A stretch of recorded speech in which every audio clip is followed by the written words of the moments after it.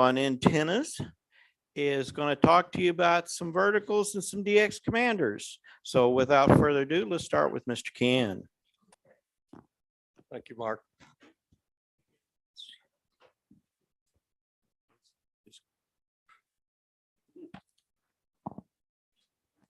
You didn't turn it off. Oh, you're on. Okay. All right. Is that working okay?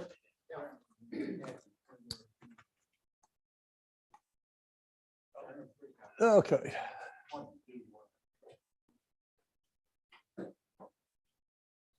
Getting busy. All right. We're basically, this came about when Mark asked me to try to do a small presentation on essentially the DX commander that we've been using for our phone station for the last several field days. And I went back and looked, and we got our first set of polls.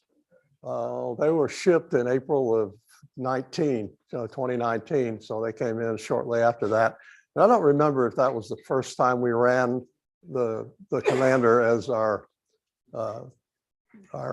phone station or not. It's probably the winter that year, the following year, 2020. But we've run it several times, and it's always been it's been pretty solid. Nobody's had any complaints, and I know Mark Klein's commented a couple of times that a little bit of surprise. I know we had a Verticals won't work. Right. Anyway, the classic, of course, the classic understanding of the vertical is that it's a low angle takeoff and it's the DX choice, and it's probably true to a point. Certainly, your surroundings can have an impact on how well that works. But out here, we've had pretty good results with it. Anyway, so next slide. That's me, K5HFE. I've been actually in 2 weeks, my 4th anniversary of my first contacts coming up, and it was with a little speaker wire dipole threaded through the limbs of 2 trees on my lot. And it was the Indy 500 special event station. That was kind of fun, but that's coming up. Anyway, back. You're running away on me there. Oh, that was just... Okay, it's all Mark's fault. He's the one that brought this up. So next. It's easy to wait. I have I had a lot of help when I started out from David Kassler and his site. Is a pretty good online Elmer, and I know there's some people that there's a plus or minus. I don't always agree with him, but he did kind of stir stuff up with the DX Commander when he reviewed it recently. And he found out there were a lot of fans out there. And of course, the DX Commander is Callum McCormick, M0MCX. And the basic premise is a multi-band vertical, a fan vertical. So taking the fan dipole, tipping it over on its side, and building independent wires, resonant, no tuner required, multi-band vertical. I also saw a video by Dennis, VE3BF, and he got me interested in the 20-foot Shakespeare wonder pole, or in this case, the B&M Black Widow, but same pole as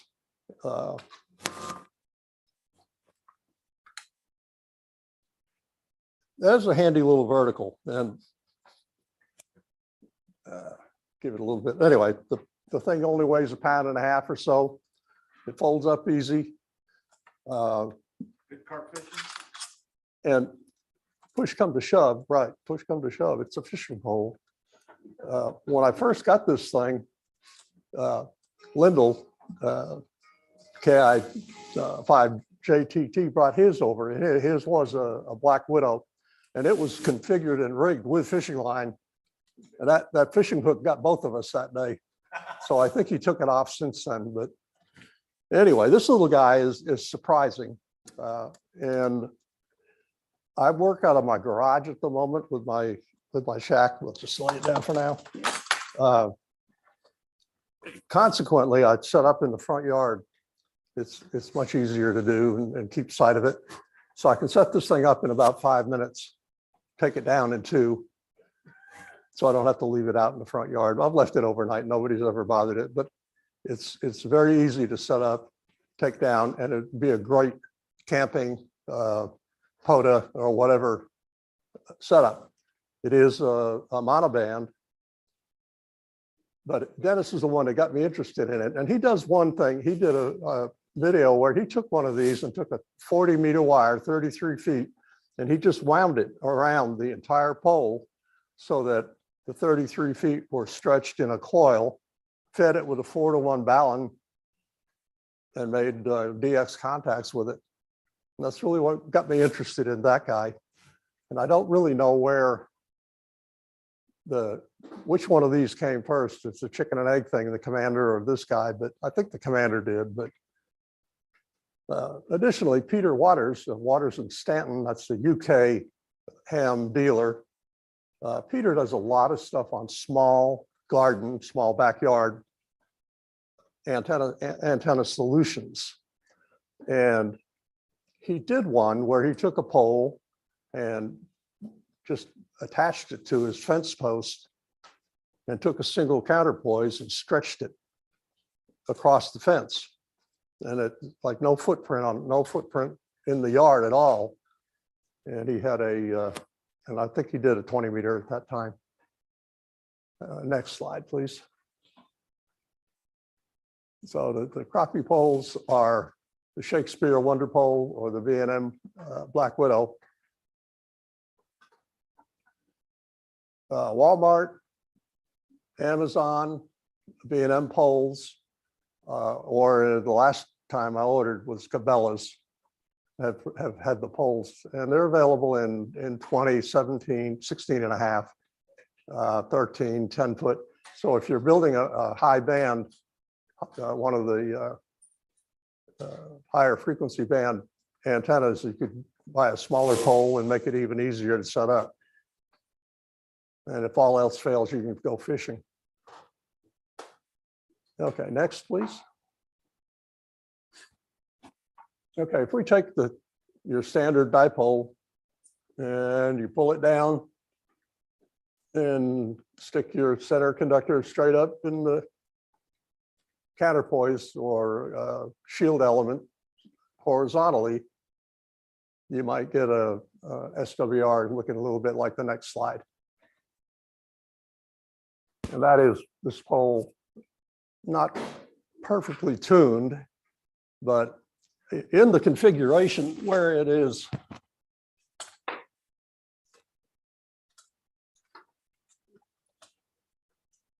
where the counterpoise is stretched out horizontally about 2 feet off the ground. If you get out on the end of it, move it up and down ever so slightly, you can fine tune that rather nicely.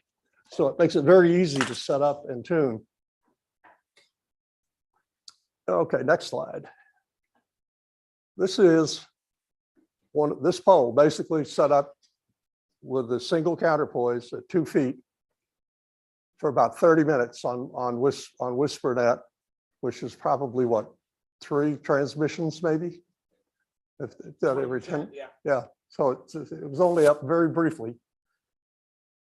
And it pretty much hits East Coast, West Coast, Canada, and Hawaii on 1 watt. So 1 radial, 1 counterpoise. And the common wisdom is you need 30, 60, 120 radials to make a vertical work. Maybe not. So it's just a thought. It's 16 and a half feet. It matches, it's a matched. It's a 16 and a half foot nominal 20-meter element. Kind of like an L, right? Yeah, it's essentially an L. But if it's off the ground and tuned, you get pretty darn good results with it. And I've had, I contacted a special event station in Newfoundland with it. And I've had south of the border, of course, the East Coast, West Coast, Florida. And so it really does work pretty good for no more than it is. I mean, you just can't get much simpler than that, except maybe hanging it from a tree instead of having the pole. But no doubt that a good radial field will improve the performance, but is that enough? It might be all you need most days. Okay, and there it is. I might be marketing this, I'm not sure. That is actually the same wire set, and SWR looked exactly the same. I did, it was offset maybe 100 hertz, but you don't necessarily have to have a lot of fancy equipment to get an antenna in the air. But if you do something like that, you do need to guy it up a little higher, because it lasted about 5 minutes and the wind took it down. Anyway, but it was fun while it lasted. That's a gutter, right? That's the gutter. Plastic gutter? Yes, sir. I've actually seen him do it. Go make some of this crap. Yeah, and he said, hey, I can just use that. Okay. All right, now back to the DX Commander. That's your basic pole. Pardon? So you notice the front yard is not like anybody else. You got a little extra space there. Well, yeah, there is. The first time I took the shot, it lined up with the telephone pole, the power pole behind it perfectly, and it had the power lines coming out of it.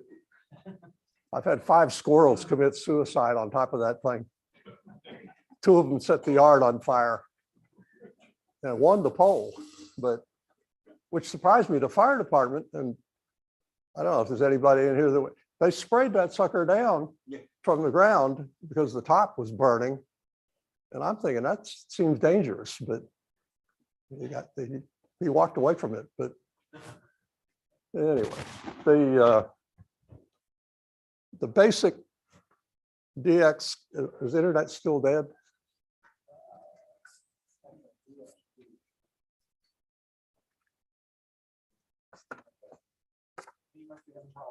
Yeah, that's okay. Well, we'll deal with it. Okay.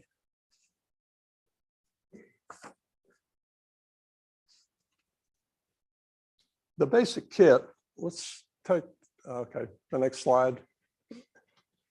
Okay, all right.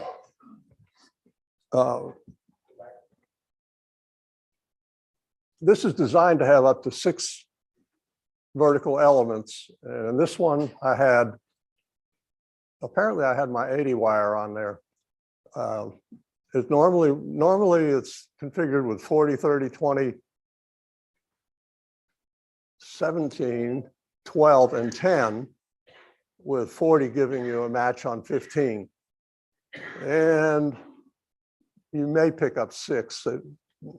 It depends on just the combinations and how it all goes together, but very little need for a tuner on this. At least no more than the onboard tuner on most of the modern radios, and in most cases, no tuner at all. Okay, next slide. That's my normal configuration. I usually put 3 wires on it. It's easy to set, easier to handle. It's easy to set up, quick to set up, and it gives me 40, 20, 15, and 10 meter with a really decent match at oh, I don't know, 1.2 to 1 or better on all 4 bands. And that's a cheap, basically that was a $75 pole and a $40 set of plates and a bunch of scrap wire and such. The plate kit that comes with the antenna, well, the plate kit, if you order it, that comes with the antenna, includes the grounding plate and the mounting plate for the SO239, a driven plate where all of your individual wires are attached, and then some guide plates to guide those, whatever selection of wire you choose. And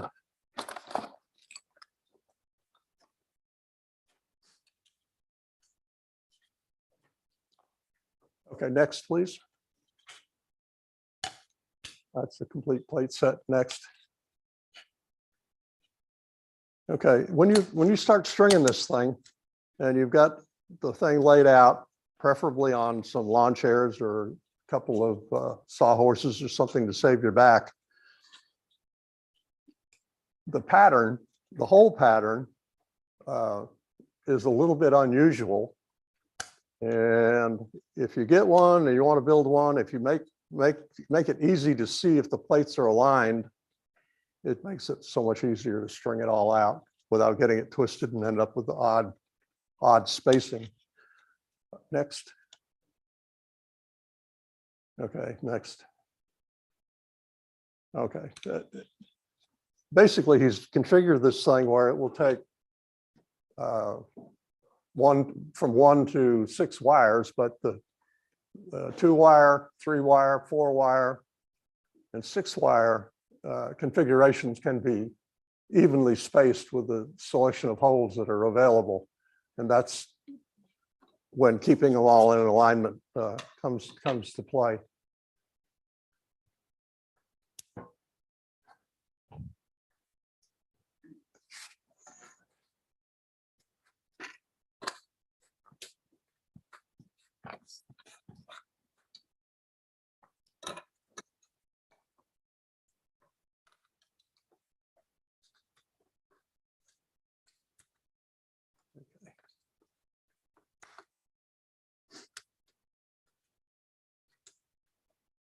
When I hooked up the radial set for this, after taking it down a couple of times, I decided I'd like to disconnect it quickly. So I took some Anderson power poles and hooked up all the radials in bundles with a simple power pole connection so I could take it down really quick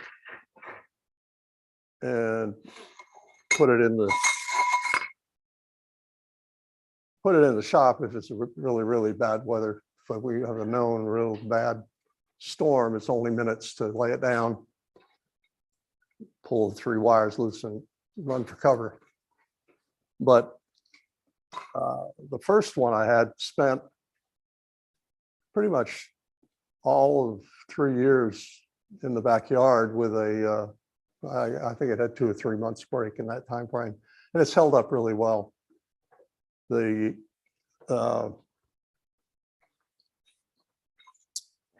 It is a fiberglass pole, and if you don't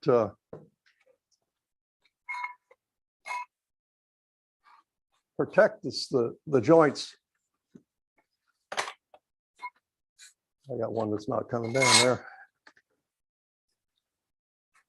You really don't want to get any water in there in the winter time. This is a new one. I haven't had it out yet. So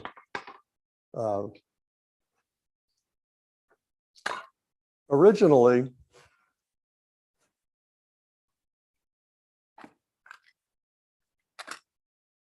the section joints were secured using hose clamps.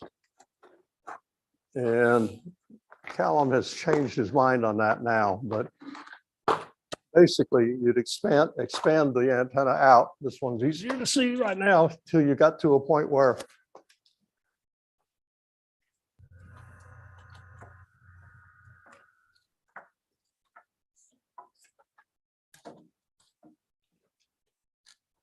you put the hose clamp on the top section, not on the bottom section, and snug it down. You got a lot of mechanical advantage with the hose clamp, and these are just thin fiberglass walls. So you can crush it if you really get too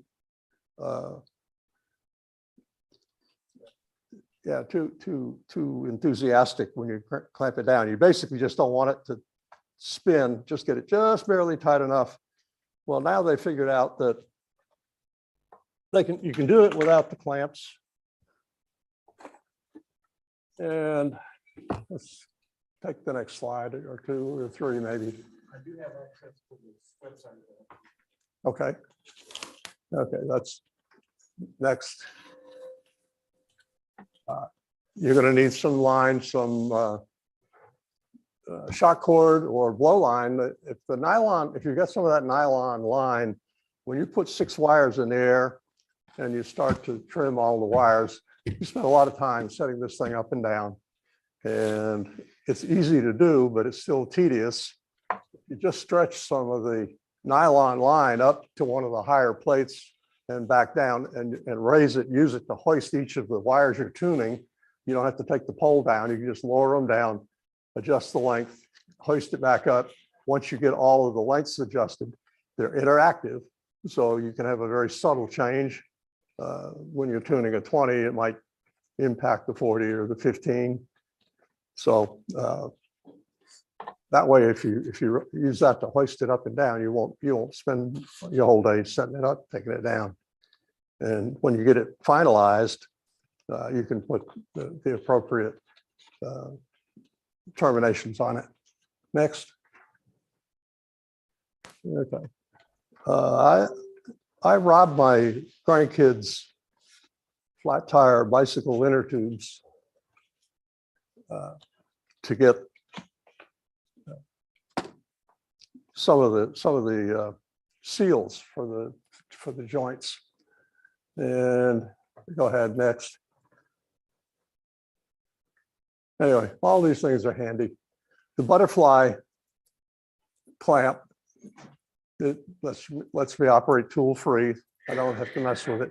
I still like the clamps on some of the joints, but next, please. Yeah, that's the typical inner tube over the joint, and then clamp the hose clamp on there. And one more. Now, pegs, tent pegs. If I found that the Harbor Freight kit on the right, they're about $1 a piece. Actually, maybe a little less. It's a great source for stakes. And next, we're getting pretty close. If you don't buy the whole kit and you want the various clips and such, the Home Depot's got a pretty good assortment of things like that. We just took another shipment of poles, and I don't know how many people bought kits or poles of that group, but if you don't, if you didn't buy the complete kit, it's pretty easy to fill it in. 6 complete kits? No, one complete, One, 5 just poles. okay. Anyway, I was a cheapskate. I didn't want to pay the price for the whole kit, and I had a lot of stuff kicking around the shop, so I went with with just the pole and the plates. But if we can get to it, let's go to the commander's site. Okay.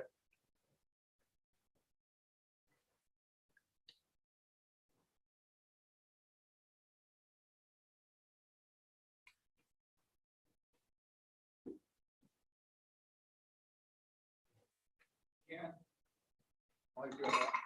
So Do you find any resonance problem between the different bands when? they're a little bit interactive. So it's the classic situation. If you go around about 3 times, you're going to be, you can get spot on generally almost everywhere. I've really not had any problems, especially I usually run the 3-wire 4-band arrangement. And interestingly, this quote 10-meter pole is about 9.6 meters, 32 feet or so. And the standard 40-meter, 33-foot wire doesn't quite make the trip. It's too long. So he has a fold over on it, and it actually folds back down almost a meter. It's about 36-foot wire. It's a little bit long, but that 36-foot wire, as it folds over, not unlike maybe a folded dipole, the response on that allows you to actually tuned 15 on that 40-meter wire with having minimal impact on actual 40-meter band. Okay, the manuals should be scroll down a little bit. Yeah, there we go. Guides, user guides and manuals. The red button, red button. And scroll down a little on that. Up, no, down. Red button again, 10-meter classic. And now into the guide. This, the original, well, the 3-year-old guide or so was the one that David Kassler got all annoyed with because it didn't have enough detail for him. And Callum's been back in the manual going through it. He's made a few changes. And that's a pretty good shot of how they finally terminate the element with a carbiner clip and a folded over wire and heat shrink. After you've done hoisting it up and down and getting it tuned, then you go back and set it up like that. And it makes it easy to take the thing apart if you want to take it down. Okay, next. Okay, I'd like to go a little further, keep going. It has all the standard. Okay, more. Looking for the the cut list on it. There we are, right there. Now he's finally put in English's SAE dimensions as well as metric. So if you follow the cut list for each of the wires, you come very, very close. You only have to do minor tuning on it before you finalize it. And the kit comes with self-sealing heat shrink. So when you really use that at the end, you make a good permanent connection. But I found that if you take a little bit of hot glue and a piece of regular heat shrink, you can get almost the same effect. You heat it up real good after you get it, and it's cheaper, and I don't have to go find a special heat shrink for it. The instruction set's really quite good. It's worth a look. That you can just go online and download it. But I just find it interesting that the 40-meter is 36.5 feet, basically 36 feet 9 9/16 inches. Okay, that's definitely a little longer than you'd expect. He refers to it as a boomerang match, but it does improve the ability to tune the 15 as well as the 40-meter to get both of them on spot on. If you replace the 30-meter wire with an 80-meter wire, you will end up with an inverted L on 80 meters. The newer antenna, the 12 that Ed got, I believe, has a coil midway. They wind a small coil midway and string it straight up on the pole. It doesn't require that inverted L configuration, so it's kind of nice. Keeps it in a small location. So.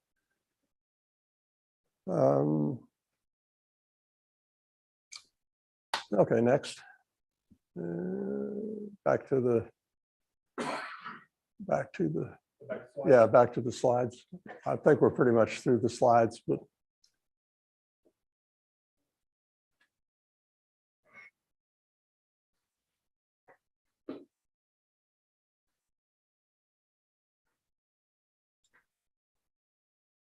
getting pretty close to the end there, I think. Next. Okay, so this is where the new process for preventing the thing from collapsing comes to play. They now recommend a 3M version of this. The stretch and seal is a knockoff of a 3M temper seal or some such. But it's like a self-vulcanizing tape that doesn't leave the gooey mess that the classic rubber self-vulcanizing tape does. So if you put this on, get the joint out and firm, and then wrap it with this, wrap it with a couple of wraps of traditional electrical tape, and use a tie wrap, zip tie, or in a couple of cases, I used some braided fishing line because it's what I had where I was at, and just tie a good tight knot around it that they won't come down. If we put one of these up and we cinch all the joints and we get out here in a typical windy Oklahoma day, it won't take very long until the thing collapses. I know Lyndall and I tried on a winter field day one night in the wind and had to go back out and readjust the SWR several times and putting the poles back in the air. But if you use a little bit of this stuff, and this is at Home Depot has this stuff. It's now about $8. It's gone up probably about 50% since in the last 6 months, like everything else, but still pretty cheap. If you don't have a plate kit, if you don't buy a plate kit and you want to set up some kind of guides, the little $2, they were a $1, cutting boards are a great material to knock out a guide plate or a guy plate. Or if you're looking to put up a couple of wires, say on a, sure. Yeah, I want one of these. Okay.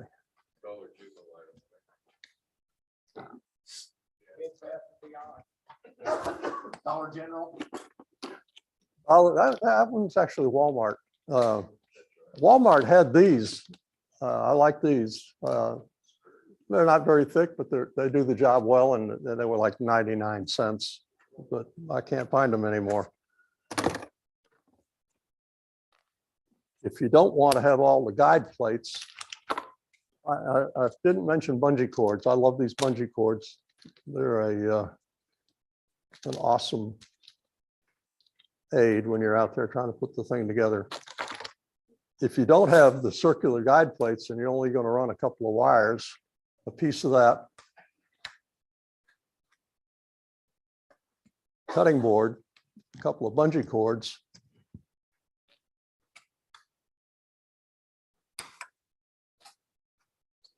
and you've got a good 2-wire, 4-wire, or 6-wire separator for your wires, and without having to go to the trouble of, and that's easy to cut and drill. If you don't, when you get to the end of your wire, if you configure one of these with just a single bungee, it's a good way to tension the wire, connect it, and you're rocking. It's ready to go. Cheap date, very effective. Bungees are knuckle breakers, though. Oh, but not real bad. If you slip, you know.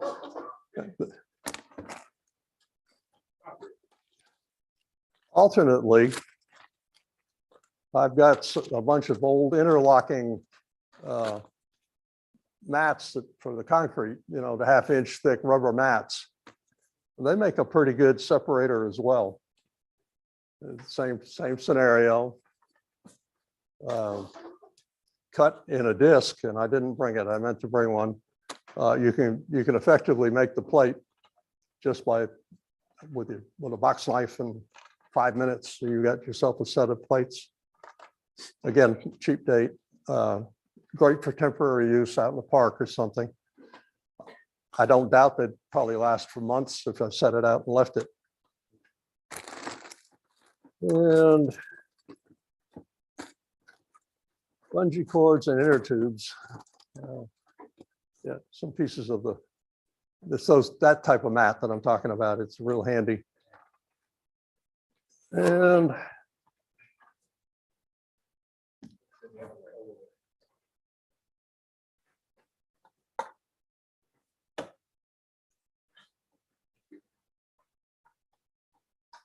what do we have next on that?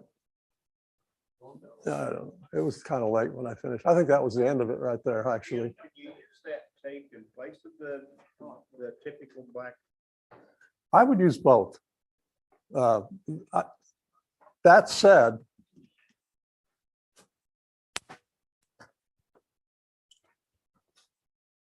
I'm thinking in terms of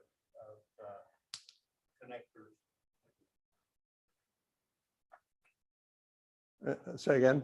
Using that in place of wrapping connectors with the standard black tape. For your coax connector. Yeah. It's good for a coax seal. It's great for a coax seal. Just wrap it I've from never the seen bottom that. up. I've never seen that before. Just Yeah. curious. It's nice. And it's real stretchy. But I normally, I'm belts, bits and braces. I like the extra electrical over it as well. If you use the old PVC, classical PVC style, whether it's a T-shape or a simple pipe type connector, and you got some of these inner tubes, you can put a raincoat on that puppy, put the tape on there, and stretch the rubber inner tube over it, however long it needs to be to do the job. And that just diverts the water. And that just diverts the water around it. And you're not going to have a leak on your cable. Interesting. With that thing and one of these poles, a couple of wires, you're off and running. The radial story, is kind of bouncing around a little bit here, but the thing on the radials, when you get more than 32 radials out, you're at a point of diminishing returns. If you can get 30, even 10 or 10 foot, 3 meter, or you're going to have a good solid radial field. Our last outing here, we did 20, 16.5 foot radials on the Commander. And we had a good contact with Chile on that rig. So it was getting out okay. Yeah. And Any other questions for yeah, Ken? Any other thoughts? Which band do the crappie prefer? pardon? Which band do the crappie prefer? Yeah, they like that 20-meter pole. Yeah. You want Ken Robertson? Yeah, let's do that. There's one other, we have another member, Ken, and I didn't see him on there. Was he on today? I didn't see him earlier. He has a vertical solution that's worth looking at. It's a unipole. And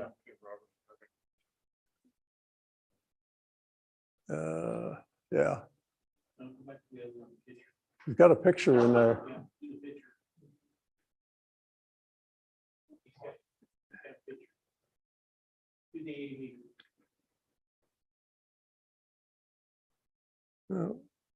Yeah.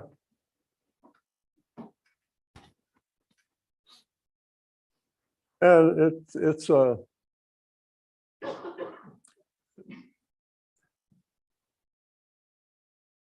he operates multiple bands with it, and depending on the base coil, 40 or 80 or a number of others, and he set that up for quite a long time. It's the pole's insulated from the ground, and it's probably worth visiting with him on it if you're interested in another potential vertical solution.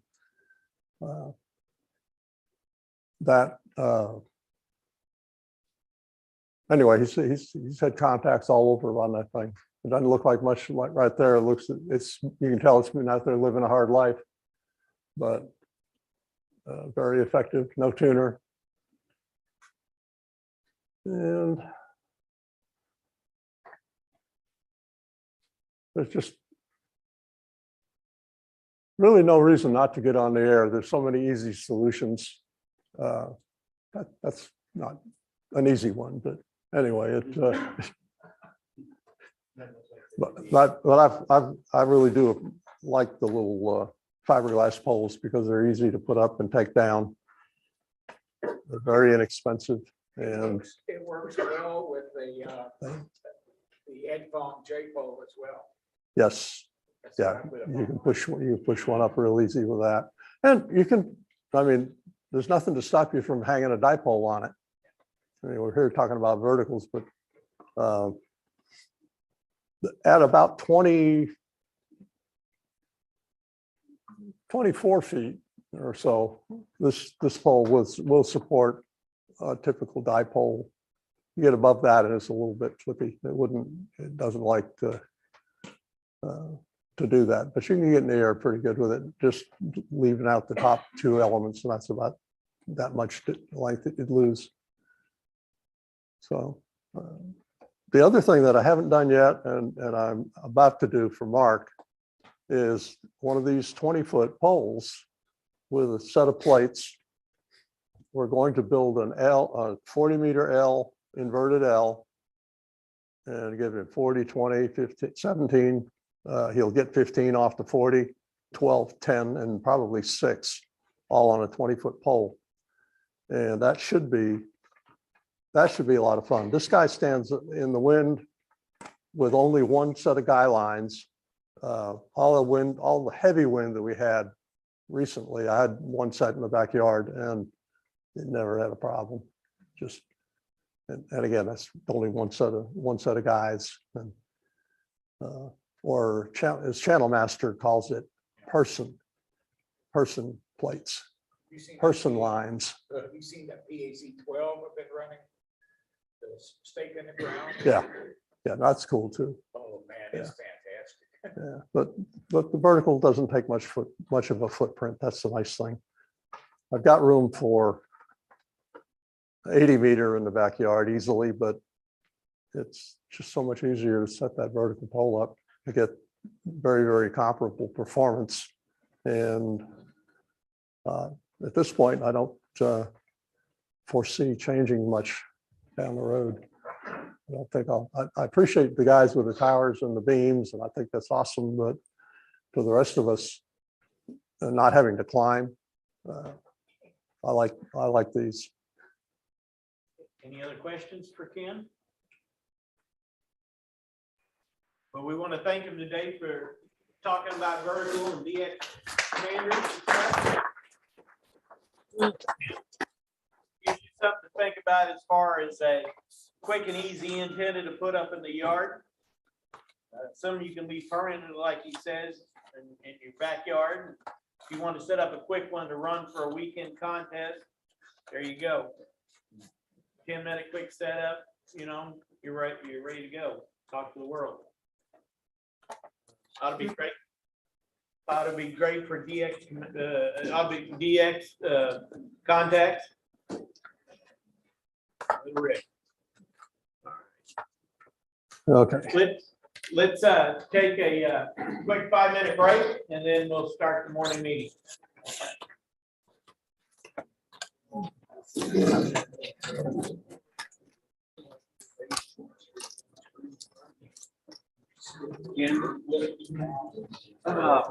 What do you use besides the hose clamps on that hose to keep it cold? The best thing right at the moment, Is that rescue tape? yeah, They used to sell that with rescue tape, at the shows. But is it one time?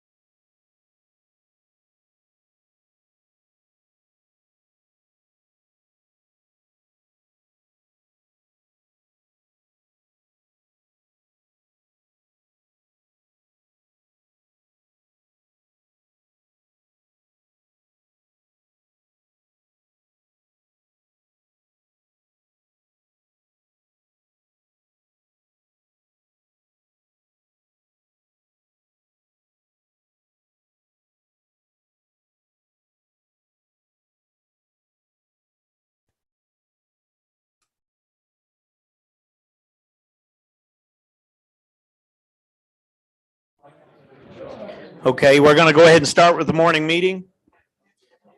Let's go ahead and get seated and we're going to get started.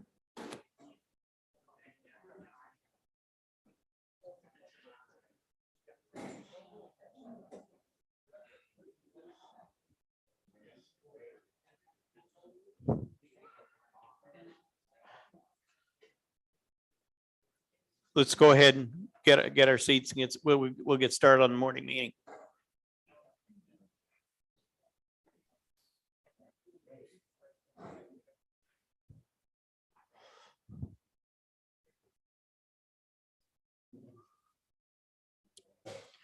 Normally, okay, we'll start the morning, Saturday morning meeting.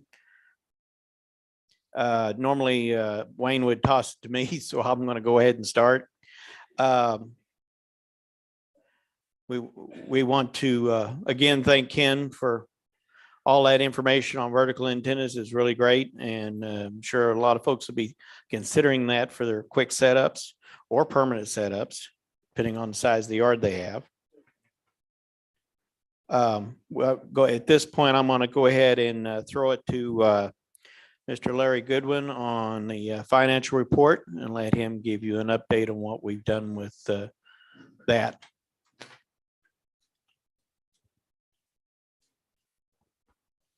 Okay, we've got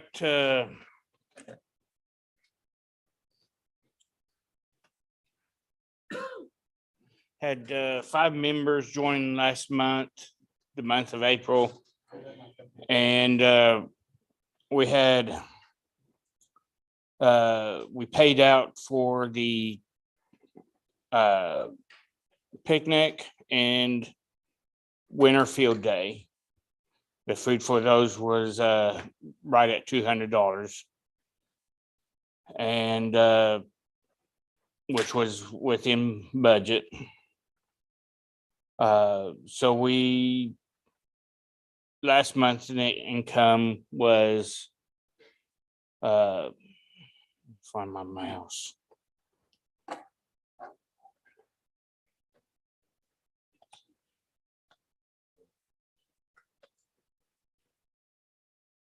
Was minus $20. So we've got quite a bit of money in the saving or in the checking account, and that was vulnerable to, there's a couple of debit cards out there on it, and so to protect our money, we went ahead and moved a good majority of it over to a savings account at Arvest with our regular checking account. We did not set up online access to it. We have $22,000 in savings and roughly $2,000 in our checking account. So we still have a good amount of money for operating funds, but if that card gets hacked, they can only get our operating funds at the max. Huh? No, it's a standard savings account, and it secures the money to keep it from getting in the wrong hands.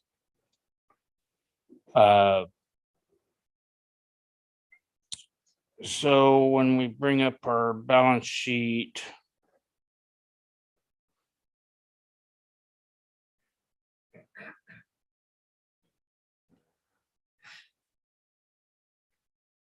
you now see that we have $2,042 in the Arvest checking account and $22,000 in the savings account. Anyone have any questions?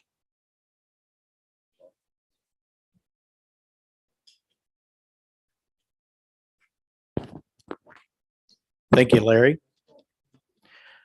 Smart move on the finance committee's idea to take care of the club. In this day and time, that's a good idea. All right, moving on. Be me again. We want to talk about field day this year, summer field day.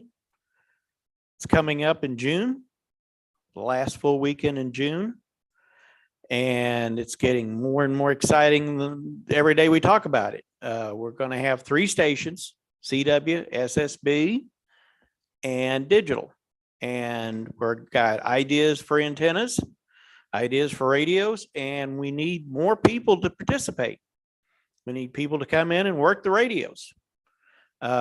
We've got quite a few people that's now asked to help, want to do it, want to run the radios. The more the merrier. We are going to run a full 24 hours straight. So if you want to work a night shift and work the radio for a couple hours, you can. You want to come in early in the morning and work it, you can. Midday, it doesn't matter. If nothing else, come and just have fun on the radio. Learn about different radios that maybe you're not used to. Learn something about the antennas that we're using for it, how we set them up. Just have fun with all the different contacts we make. So we want, if you'd like to participate, we need more people to help set up, more people to take down on Sunday. Let me know. Contact myself or Mark Klein and let us know that you want to help. And we're more than happy to, plug you in to work anything and everything you want to see that day.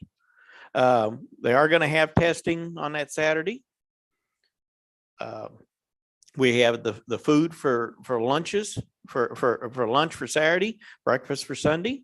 We got a team for that, and we got dinner as well on Saturday night. So we got lunch on Saturday and dinner, and then of course breakfast.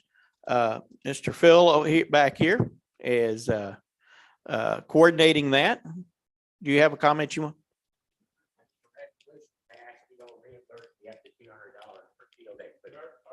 Already done. Done. Thank you. Okay. You have any more comments for the? Nope. Okay. No, we're already covered for that. Plan that in advance. And so that's my spiel on field day. Like I said, let us know. That's coming up pretty quick. And we want to get more people involved. It's a lot of fun. You have a lot of fun for that, for those 2 days. I will mention at this point that the June program coming up will be presented by Mr. John Jetts and the club. He is going to do Parks on the Air, and that's a great summer program. He's going to give you a rundown of how to set it up, how to operate it, the website to use for Parks on the Air, how to get recognition for it and awards for it. He'll run you through the whole program, and he does it a lot. He goes to a lot of different parks. You'd be surprised the number of parks that I've been checking myself that it's free to set up. You set up in those covered pavilions, or you can set up right out in the open at the top of a hill, in a park, depending on where it is.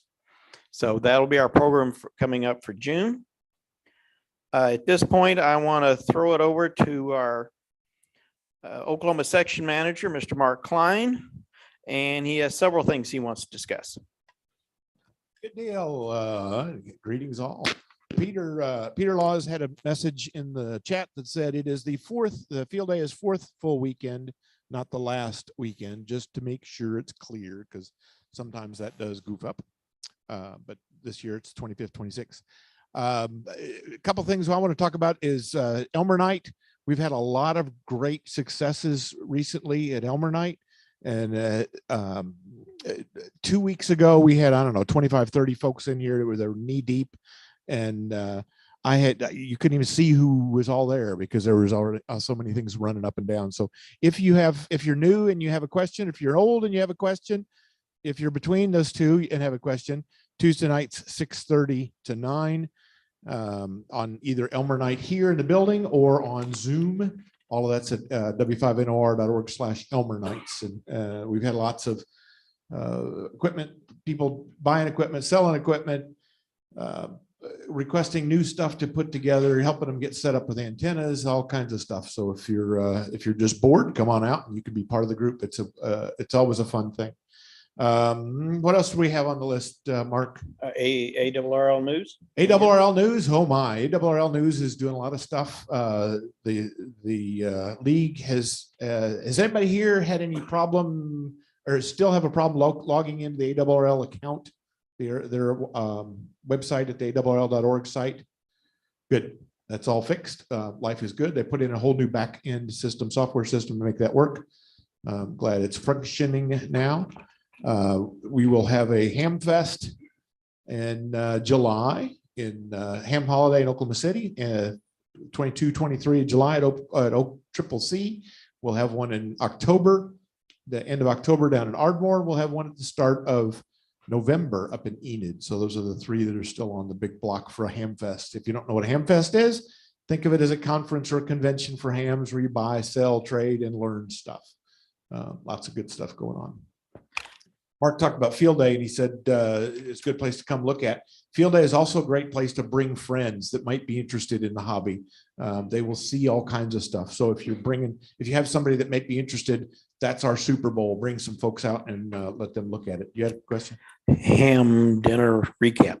Oh, ham dinner. Yeah. Last Thursday was the all ham dinner in Oklahoma City. Galen did a great presentation for the Scars Club for us. Appreciate that. We had about 50 folks that showed up at the Hibachi Grill in Oklahoma City. Everybody talked about their field day plans, lots of excitement on being in position instead of working from home this year. So everybody was confused and lost and trying to start over what they were doing. So if you're into field days, there's a couple sites in Oklahoma City you can go chase down in addition to ours, but you're welcome to come here. Ham, we're Don't do it at home for credit to your club. I believe that is all correct. We got to look at the rules. They changed power ratings on it. They've got a bunch of changes this year, little tiny ones. 150 used to be the cutoff for low power stations. It's now 100 watts. So there has been some little adjustments and all that stuff. 100 watts for all stations. See how many stick to that. Yeah. Leo run around with a meter and check it. Peter, you're not saying that it's 100 watt total. It's each station can be 100 watts. We would have 300 watts. High power, you used to be able to run 15 if you were in a D or an E, and you can't do that anymore. Got it. Nobody runs over 100. I see what you're saying. Yes, correct. Which is it's a good change. That is a very good change. That for those of us working the field day operations, if you got a guy with a 80-foot tower and a 1,500 watt heater on that thing, that makes it a. Hey, I didn't mention Harold's name. Did you? Oh, yeah, that's what I was thinking of. But that's the nifty thing on field day. I've got another thing. And how many are WinLink people here that have actually an account that up and running? I have developed a game called Ham Word. If you're familiar with Wordle, anybody know what Wordle is? Yeah, I didn't think so. Yeah, Ed does. Mark does. Ask your kids or your grandkids and they'll tell you how to do it. But Wordle is a game like Mastermind, if you're one of the old folks like me, where you would put down a word and you would put little colored pegs in to show you what you'd guess a word like table. And then I'd give you a red sticker if it was in the right spot and a blue one for this and all kinds of crazy stuff.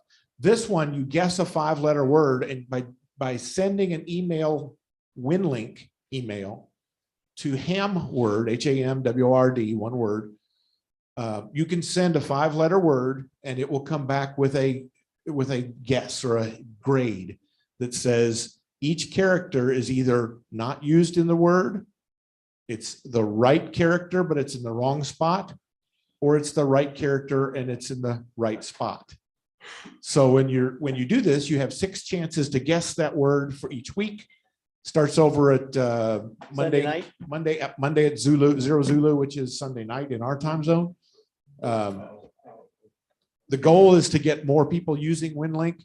We put it up on QRZ last 2 weeks ago, And we've now got, I don't know, 8 or 10. 36 people participating at this point. Yeah, 30, I think it's 38 this week so far, 36 last week. Everywhere from London to Poland to Finland to Norway to all over the United States are playing with it. So if you have WinLink up and running, it's a kind of a cool game. We're getting a lot of people interested in WinLink across the country. I'm getting a lot of questions from people saying, I set my WinLink up 5 years ago and I forgot how to do it. And that's kind of the cool thing, is it gets them back online. So you can do it. You can send that message either from the web, you can send it from your computer, or you can send it over your radio. So lots of ways to go play that one. This is the Hamword page. If you just search Hamword, you'll go find it. It's on the front of QRZ. Has a top leaderboard, and this is the people from this week that are all winners that have all done 20, 25, 24 that have won. 158 total guesses from across the country. So that it's getting popular, and it should be fun. But it's a good way to just play with WinLink. Thank you, Mr. Mark. Appreciate it. Okay, Mr. Ed Hatch with the tech report, please.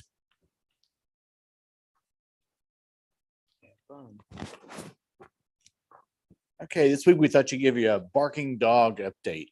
As many of you know, we've had over the last few months a dog barking on the output frequency of the repeater. And we've done some data gathering and trying to profile this. When it first came out, we really thought this was a troll, since there are several clubs in the metro area who are experiencing something very similar. As we've recorded and had recordings from several of the people in the club, we actually find in this case, we really don't think we have a troll. We think we have an amateur who has radio set up on the output frequency, and it's set to voice activation. So he's got his box on. Obviously, since he's transmitting when the dog's barking, he never hears the dog bark, he or she. So it would look like we have something that's truly more of an accidental type thing. If you look at the directionality by the signal reports, it looks like we have somebody probably on the west side of I-35. Most likely we're looking at Westmore or Southwest Oklahoma City. It's coming up that direction the way it looks. If I look at the timing of it, it looks like we've got somebody who probably works at night. So if you look at the pattern, I think we have somebody who works nights, maybe even late nights, which would probably fit best, an overnight shift. So we've gone through and profiled that. We're going to put something in the newsletter so that we can get out, because most likely it's not somebody who comes to our meetings, or most likely they would know about it and kind of maybe check on it. We also are going to post some an audio file, so they can hear the dog barking, because many times if you're a dog owner, you'll know, like kids, we recognize our dog's bark. It's not a large dog. It's not a Labrador type size. And I don't think it's a real small. We're not looking at a Chihuahua or a Pomeranian. We're looking at a middle dog, which means I spend too much time listening to this dog. Mark, do you want to play the? Okay. I threw him in an immobile file, which probably is. I can steal it.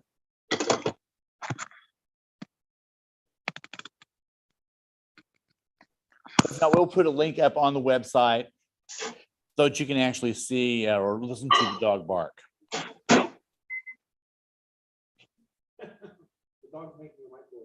Okay.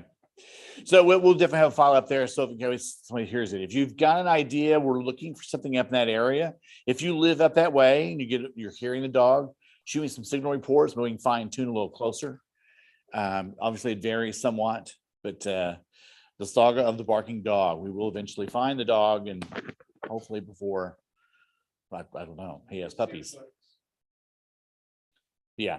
It's simplex. It's on the output frequency, which tells you most likely we've got somebody who probably has radio they don't know how to quite set up right. Hence having Vox turned on, not really realizing that. So it's one of those things where we probably have maybe a newer ham who simply has a radio set up wrong, and a dog who barks occasionally from time to time.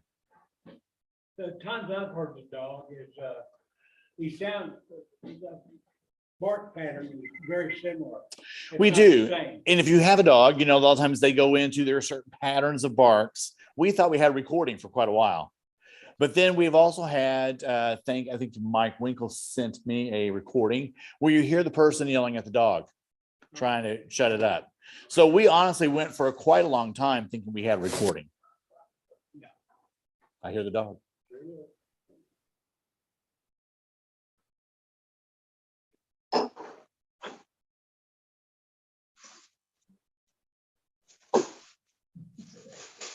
So it's a fairly small dog. I see, it's not a Labrador or a Rottweiler, but we've got it as education with the dog. So we'll continue to find that. Any reports, send them to me, email me, compile the reports.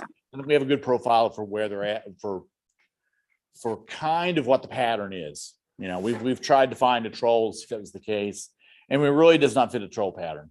So the saga of the dog. The request is they want to know what breed it is because Tom Seal's dog has a crush on that dog. Every time it barks, his dog Peggy jumps up and chases it around. So he wants to know what kind of breed he's getting into for a boyfriend for Peggy.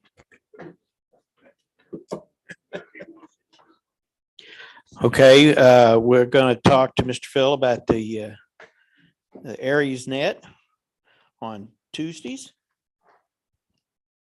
Aries net, Tuesday night, 2000 local time, on or about SCAR's VHF frequency. Every once in a while, we'll decide to put it on the UHF frequency. So you need to check out your equipment, make sure you're capable of UHF operation. The net control operator is doing a great job. I've got about 5 of those going. We average around 30 check-ins each Tuesday night. So come and join us.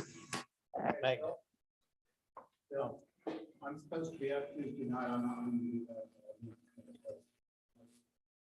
Thank you. I'll fill in for you. Yeah, if any of the net control operators have a conflict, just give me a call. I appreciate the heads up. That's a lot more fun than coming up at 8:02 Tuesday night. No one's there, and I got to fill in for them. MacNet.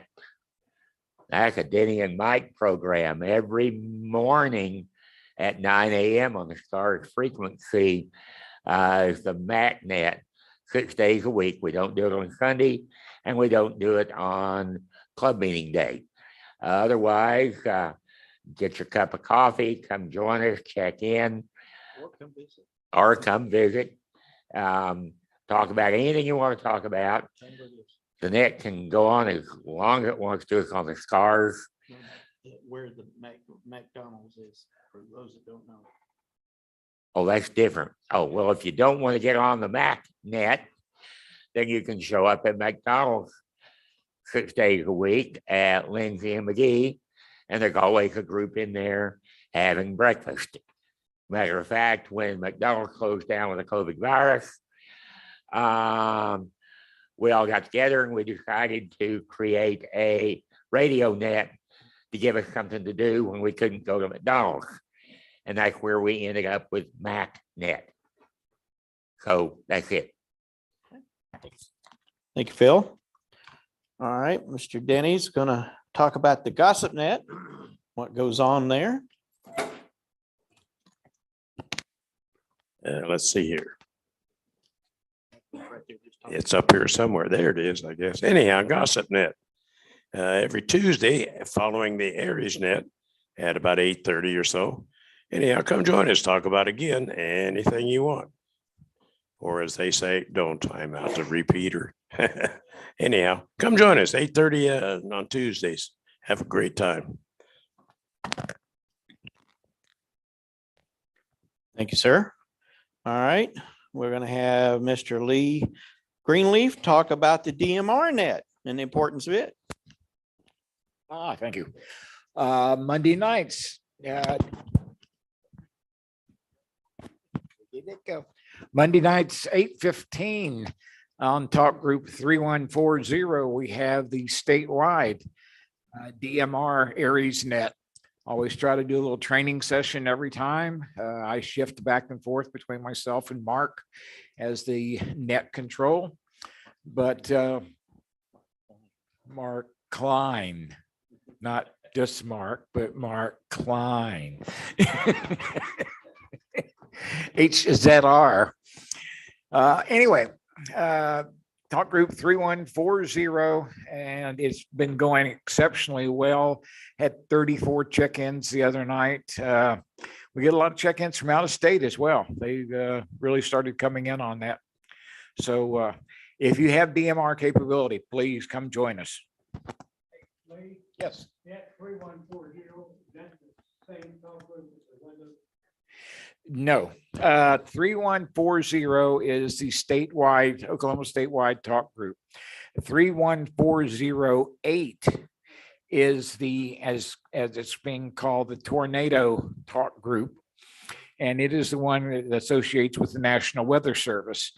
And also there's when you're doing your DMR programming, there's a difference. All the statewide stuff is on color band 2 or time slice 2. The tornado talk group is on time slice 1.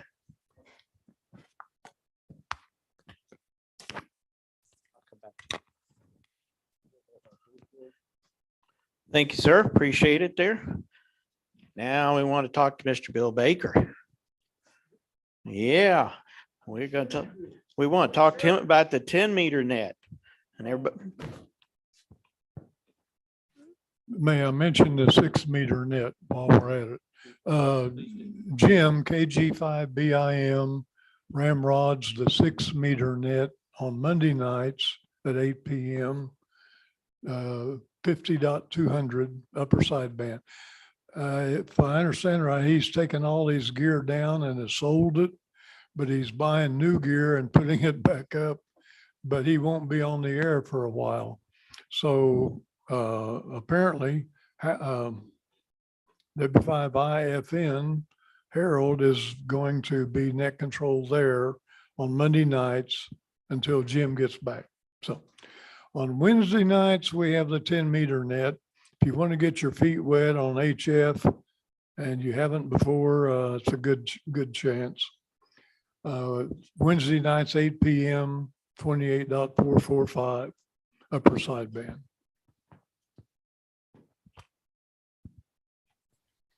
All right. Now we need to go to Mr. Peter Laws. And if he would, let's start with the siren net that comes up on Saturdays.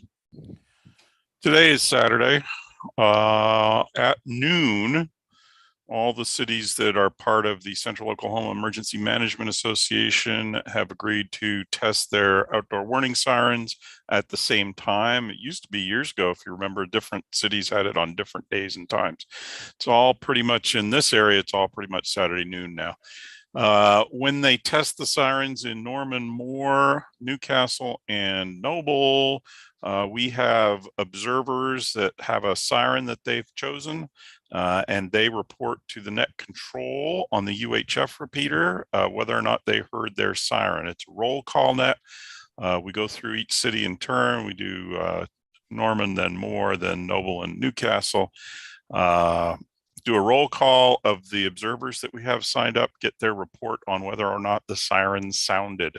As I've mentioned, I think every time, we don't want to get a report that says, yeah, I hear sirens.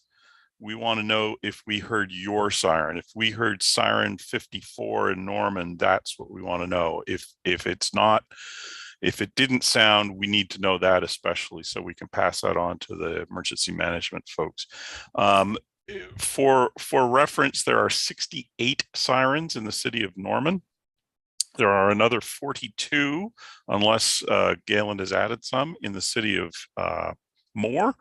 And then in Noble and Newcastle, they have about a half dozen each. Noble has some money and has been upgrading their system. They have relocated a siren. And my understanding is that they're going to be adding a couple of more units, as well as upgrading their control system. So yay for them for doing that. So hopefully we'll be able to add some observers down there as well. We have, did I mention we have 68 just in Norman and another 42 in Moore? What is that? That's 110 sirens. They are not all covered. If you have a siren near you that is not covered by an observer, or you are somewhere on a Saturday at noon on a regular basis, and you know, maybe you're at work or something and there's one near you, we can always use your report. We have a lot of them, as you can see on the screen there. If there's a call sign assigned to, you show one that has an observer. Yeah, see, there's 41, some guy N5, what was that? HZR, I don't know who that is. He observes that siren and he will be called on the roll, and he will give his report on that siren that's near Highway 9 and 84th. So yeah, sign up if you're interested. Let us know. We'll be happy to add you to the list. All right. Appreciate that report on that, Peter. Also, if you would, give the updated VE report. As soon as my lovely assistant puts it up on the screen there. 3 new hams at the last session. You can see their call signs there. If they're at the meeting, congratulations again.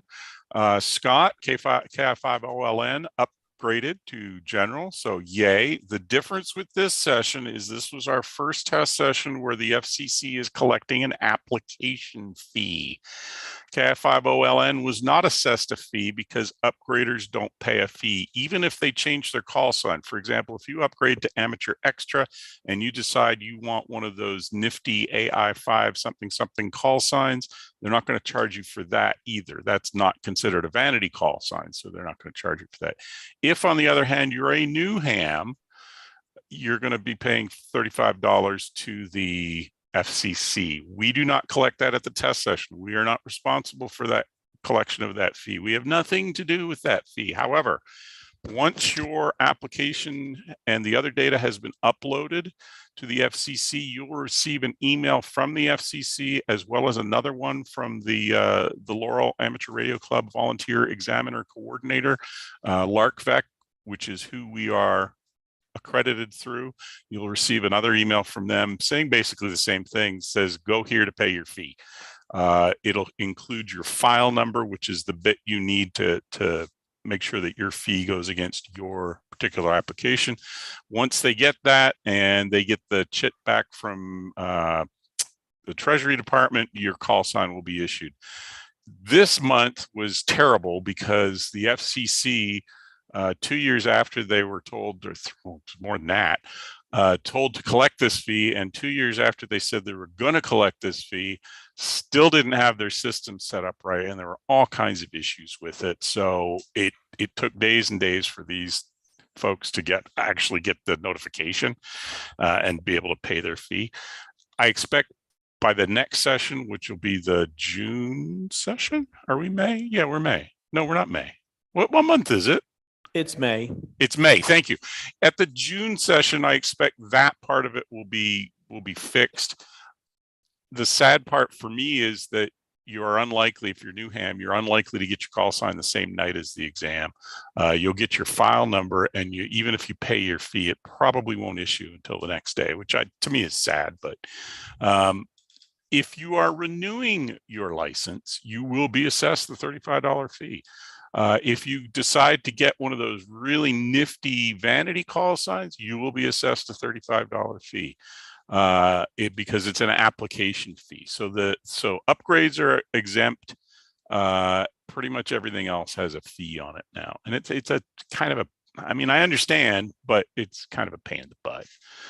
So just be prepared for that. If you've got a friend that's studying for the exam, just let them know that there is going to be a $35 fee. And again, we don't collect that. That's between you and the FCC. Okay, I appreciate that. If you would stay on and give a update on Amazon Smile. Oh, I don't have an update, but I will tell you that Amazon Smile is a way to get some of Jeff Bezos' money. He has so much money, it's like it falls out of his pockets, and a very tiny stream of that comes to SCARS. If you use smile.amazon.com to make your regular purchases on Amazon, you will be, the first time you do it, you will be asked to designate a charity. We SCARS are recognized under section 501c3 of the IRS regulations as a nonprofit organization. You can designate us as your beneficiary. And as long as you use smile.amazon.com to buy stuff, it's the same site. It just diverts 0.5% of your purchase towards us. It doesn't change the price you pay. Doesn't change Jeff Bezos' extreme wealth, but it does actually help the club. We've, between Smile and the Amazon Associates program, I think we're up to about $2,500 over the last 10 years. It's a good deal for the club. You can designate any charity you want. If you have another charity that you prefer to use with Smile, that's fine. But if you don't, please consider using SCARS. And really, even if you don't want to do SCARS, find another group that you want to give money to and use Smile. They'll get a little bit of cash every once in a while. It's pretty good. It's a good deal for us. And as I said, I think it's $2,500 over the last 10 years or so. So that's $250 a year. That's not nothing. There are clubs that would love to have that much. We do okay financially, but there are clubs that would love to have $250 a year to play with. All right. Thank you, Peter. Appreciate all that information. All right. At this point, I would like to have Mr. Lee Greenleaf come up. He has a presentation to make.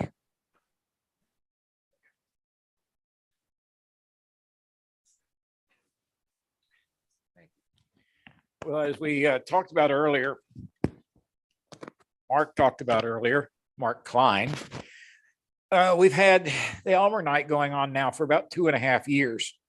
And it's been a surprising and very nice success.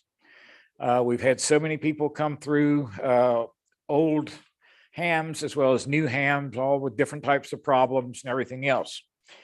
But one of the things that people talk about is how Elmer came about. And I'm not going to get into history, but the ARRL does acknowledge Elmer's. Mr. Klein, could you come here for a second, please? Mark was very instrumental in setting up Elmer Night. And so by that, I have an award here that's from the ARRL to Mark Klein in recognition of providing an unselfish and benevolent assistance to the novice radio operator by carrying on a time-honored tradition in amateur radio of sharing knowledge and providing guidance and support. You are ensuring that many others may experience the wonder, excitement, and friendship of amateur radio. And I'm presenting Mark with this. Thank you. So kind. Thank you very much. Thank you. Also, I would want to take a couple of seconds. As you know, we've had a lot of severe weather already, and we're probably going to have more. And we've had a couple of nets that have been run, and we have really appreciated it. I've been in here along with Mr. Grissom, but we've had Phil run the nets, and many of you have participated, and we really appreciate it. Ask you guys, please, keep weather aware. We appreciate what you're doing. Don't put yourselves in jeopardy ever, but your reports are very valuable, and we really appreciate them. Thank you. Yeah, I don't need to know it's raining. I know it's raining. Thank you, Lee. And again, congratulations, Mr. Klein, Mark Klein, for his. I can tell you from personal experience, I've learned a lot from him. And Elmer Night really does help. It really does. You learn a lot when you come to that.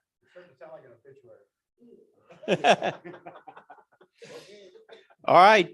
Next meeting is June the 11th. Oh, I'm sorry. Almost forgot. Was reminded by financial. We do have some new business. Go ahead.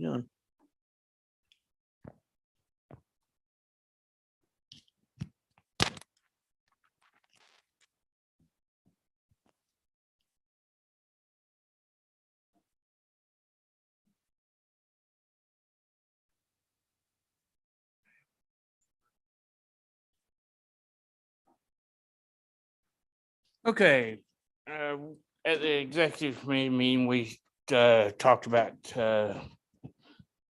some purchases that we'd like to make. One is to buy some plugs, put a ground wire on it, and an eyelet and or alligator clip to be able to ground the radios. If we had had that in place last field or winter field day, we would have saved a computer that suffered a power on the ground from the radio that was getting power from a faulty power supply.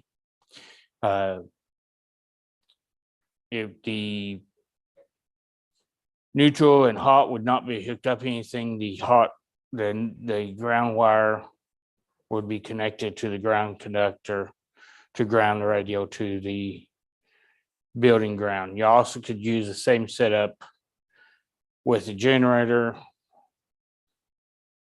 plug that into the generator, run over to a building or a ground source and clip on and have your generator and your power system grounded. So we're looking at 5 or 6 of those in the wires. And we also talked about Elmer nights and meetings and deployment. We're always looking for power distribution here in the building. I've had a couple of these for several months, well, about a year now. They're from Sam's. Would like to get about 4 of those at $40 a piece. And then when we talk about where to put this, the city has a couple of cabinets there. We have some of our equipment in those. Those are owned by the city, but they're pretty full. So if we bought our own cabinet, it'd be about $400. What's the total cost, Larry? 700? $700 overall. I move we spend that money. Question? Wheels come with wire? Yeah. Yes, yes. Okay. They're complete, just like this. Okay, okay, okay. It's a 50-foot cord on them. Yeah. And we don't have a mess of wire laying around. Do we have permission from the city to put our locker in here? From what I've been told is David's encouraged us to get one.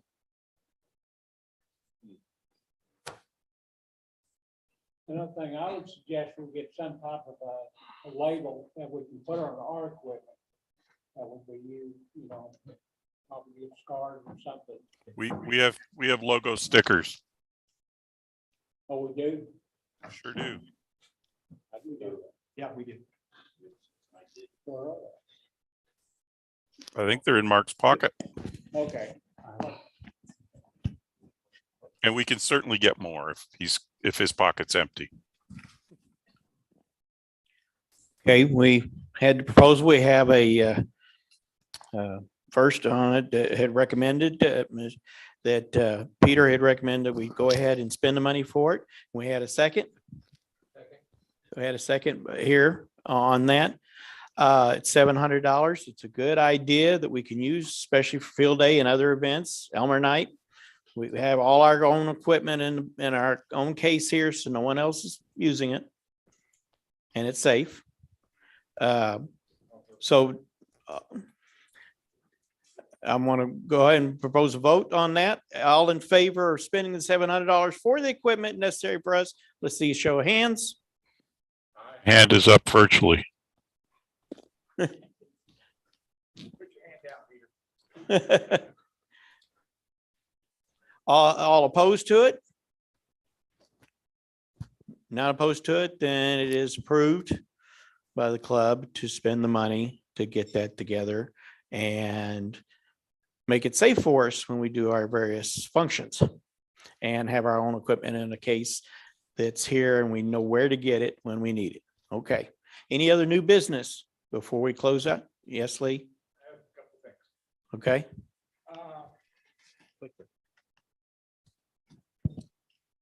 Currently, the ARRL,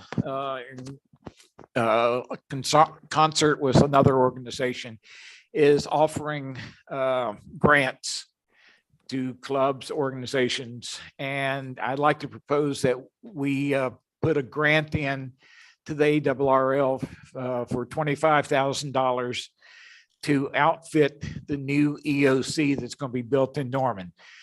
They are currently in the process of design phase right now, but one of the things is they put room in there for SCARs in the new EOC. And they've realized that ham radio is an important part of having emergency services.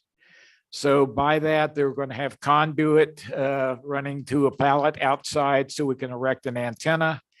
And we'll have our own room to set up, and I'd like to be able to set it up state of the art. So one of the things I'd like to do is to have the okay to start working on a grant through the ARRL and see if we can get the money.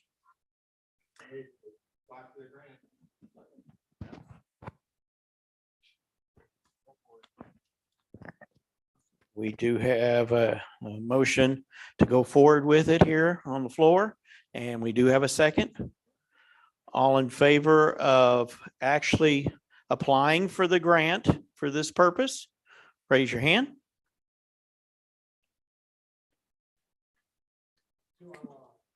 Two online. Okay. Anybody opposed to applying for this grant? And I see nor hear any dissension on it. So we will go forward. The club has approved to go forward to apply for the grant, and we'll see where it goes from there. Any other new business? Okay. Oh yeah, two other quick things they mentioned. Anybody have any articles or items or radios or antennas or anything for sale that they want to mention here this morning? Any items for sale? Yes. Yes. I have two sophisticated power supplies over there, and they're going for $20 a piece. I have two items up here. I've got a laptop and a portable power unit. If you're interested, come see me after the meeting and we'll talk about it. Anybody else? Yes, sir, Mr. Phil. I need to have a short after meeting with Mark 1, Mark 2, and Lee and Galen and David if he's here. Okay, we can do that.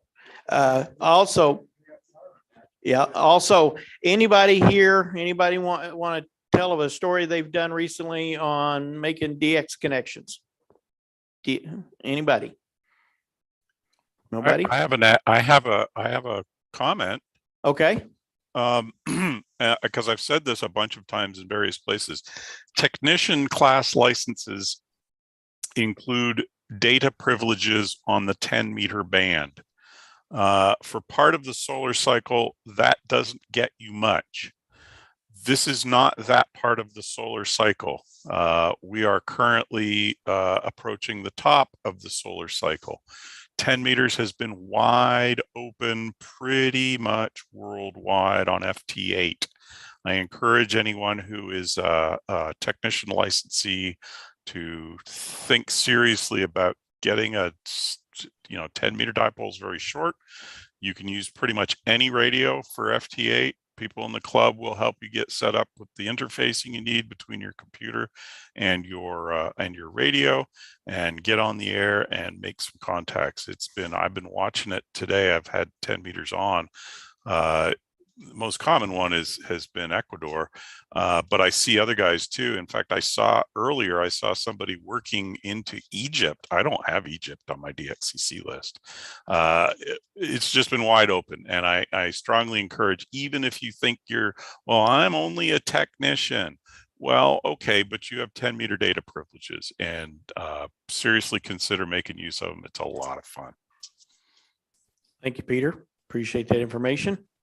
One other quick thing, our Oklahoma section manager personally has come up with books. Anybody wants to be a new tech, new ham, or wants to upgrade to general or extra, has books available, has the question and the correct answer on them. They're very helpful and moving up. If you want to do that, we've got a few books here if anybody's interested in those. Other than that, any other information? Anything else? All right, next meeting is June 11th. We're going to close out this month's meeting. Thank you for everybody coming, and have a great day.